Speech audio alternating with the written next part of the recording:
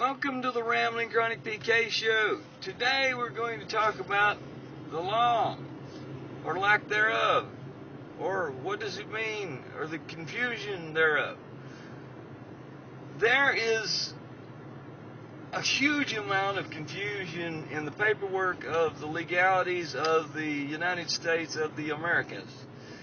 I say this because I'm taking a voter's registration form to the post office, and in order to do that, I read some of the jargon on there and some of the wording of the piece of paper that they make you fill out, and it says this stuff about your document must be there 30 days before whatever, if you're going to be able to vote, and blah blah blah. Well, first of all, why 30 days? I mean, why is there a cutoff at all? If you're going to be voting and you live where you live and you can prove where you live, you can walk into the voter's registration office whenever it's time to vote, or wherever your poll is. Why do you have to be able to produce a document 30 days in advance? Let's just hypothetically say you're going through a divorce. Well, that's familiar to me. So, if you are, what happens if that divorce takes place within that 30 days and you can't get your address changed and everything switched over?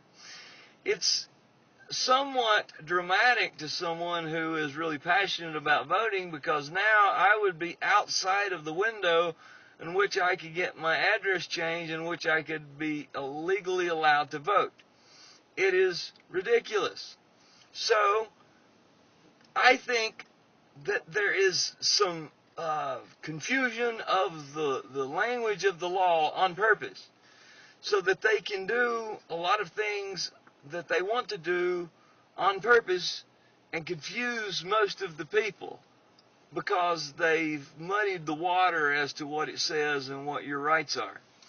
So let me give you another example of this. Let's just hypothetically say you're me. Well, I have gotten egged 3 times. I called the local PD. They say, Mr. Spence, oh, sorry. You got egged, let's say. Oh, we're sorry. Another egging. So, after all of this happens, Mr. Spence, we're really sorry.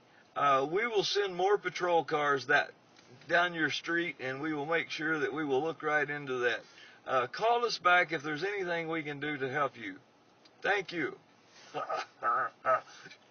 And here we are.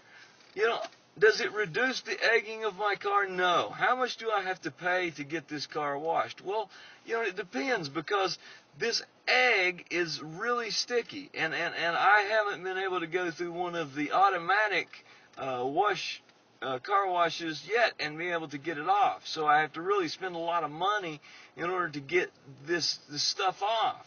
So now I'm going to have to buy like a cloth to put over the vehicle at night and park differently and do all this stuff that's going to cost me even more money.